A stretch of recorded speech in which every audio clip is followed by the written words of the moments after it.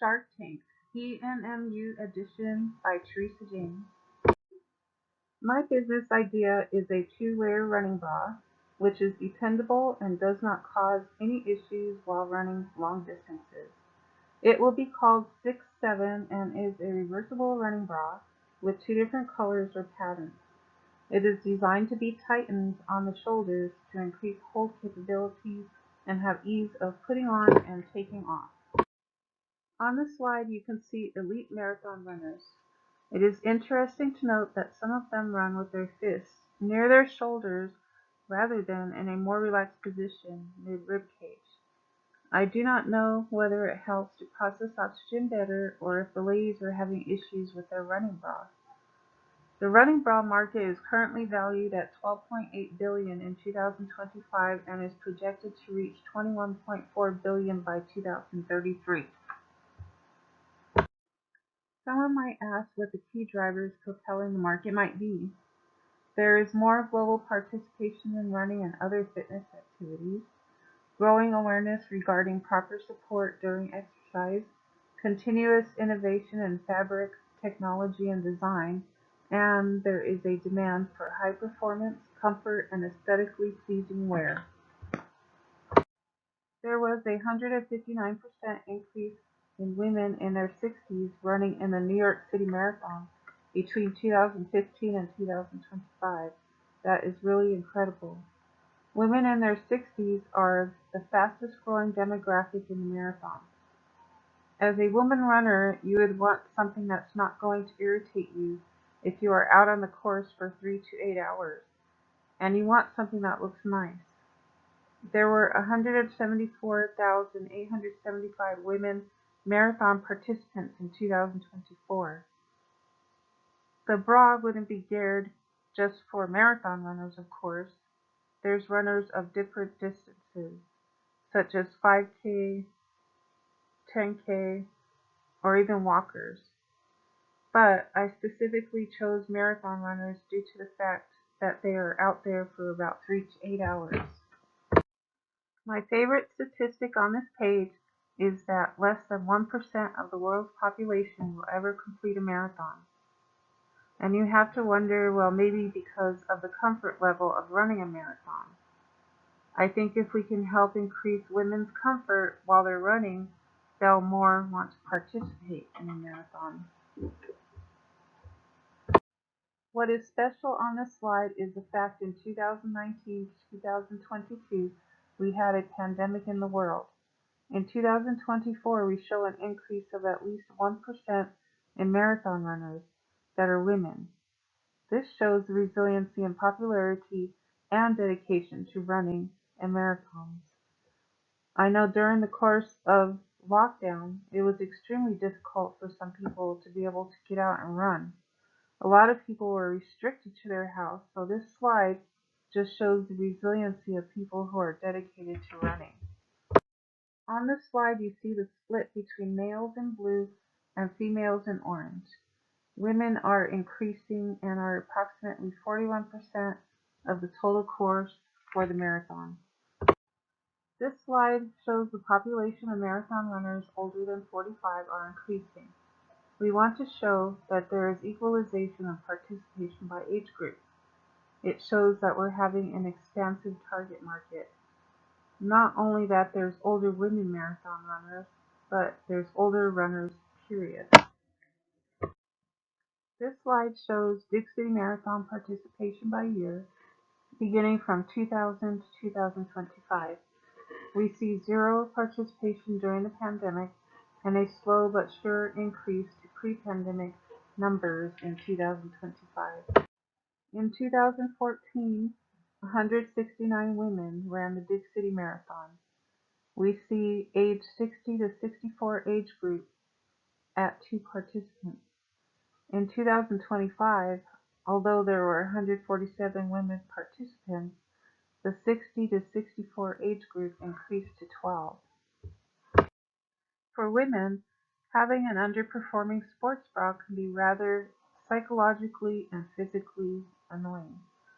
75% of women have these common complaints, which are physical discomfort, lack of support, and restricted movement and breathing. The 6'7" running bra is designed by a woman. Only a runner is going to be able to tell you what would be most comfortable or needed. And after running for 44 years, to me, the best sort of running bra is one that you can tighten in the straps. Because if you have loose straps, there is not going to be any sort of hold. So you're spending the whole time running adjusting your straps. The 6'7" running bra has 3 different areas of concentration. We are going to have a 2-layer running bra. It's going to be a very top quality product, meaning that Nike may want to pick up this product. And we will have elite athletes that are wearing this product. The running bra is very good for you and your body. It lessens tissue damage. If you have shoulder problems, there is ease of putting it on and taking it off. And you can have a relaxing run because you don't have to psychologically worry about your bra the whole time you are running. I had mentioned that we are going to have a reversible bra.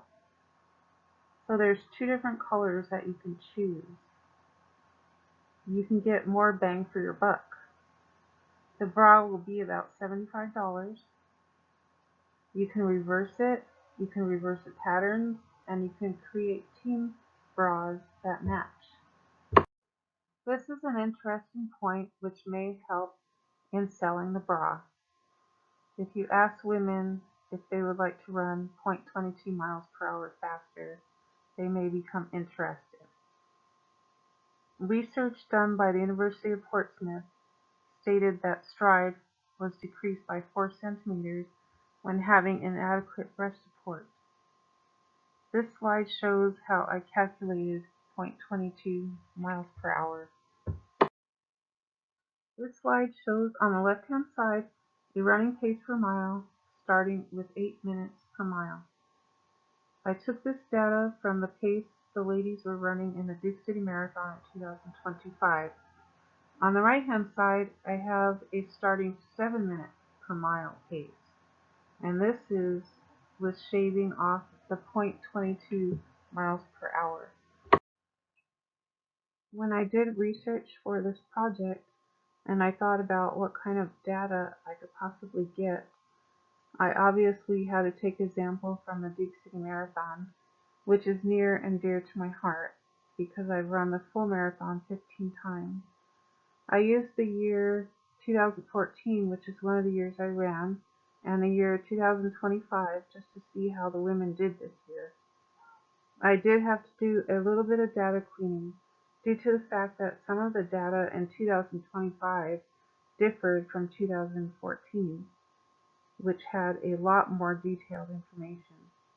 I had to do some manipulations of the data in order to get age groups for 2025, and I had to remove all the people that did not finish. Then I had to remove the male. I also had to fix a little bit of the data because some of the information on there was wrong, meaning the age was written as a birth date rather than ages. I got a lot of the data about bra market projections from datainsightsmarket.com, and the data that I talked about stride, which was 4 centimeters slower, I got from University of Portsmouth. While doing my research, I found a third-party company called Gemba. This is a real company. They will help us with research and ideation, our final concept, design and engineering, technical drawings, colors, and materials. They will help find a perfect factory, and after that we will receive, validate, and review the samples until we are satisfied. The cost for this is only $75,000. The timeline for implementing our proposed project is 6 months. Upon receiving initial investment from our investors, which we are asking $250,000, we will begin the product production with Gemba. We will contact magazines in order to advertise. We'll advertise on Amazon. We'll have our own website.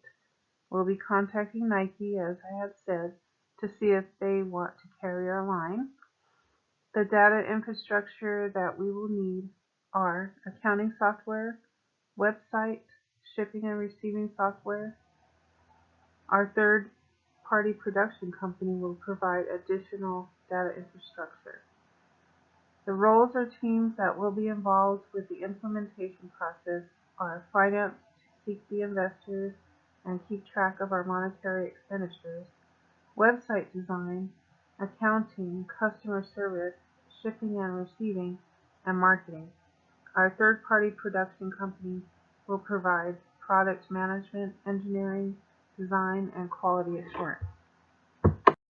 Three possible risks associated with this proposed project are unknown brand, competition, and building brand loyalty in a saturated market.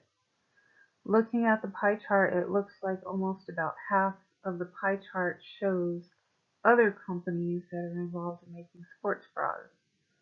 The problem is that 75% of women are not happy with their running bras. So therefore, we have a belief that our product will do well. You'll see that Nike has a small slice, Adidas has a small slice. However, if they were to carry our bras, they would have a bigger slice. As I stated earlier, our requested investment is $250,000. We are projecting to sell at least 10,000 sports bras, which is a low projection. Our cost of goods sold will be about $10 for each sports bra, and our third-party production cost is $75,000. Our miscellaneous overhead in order to provide marketing and so on and so forth will be about $75,000.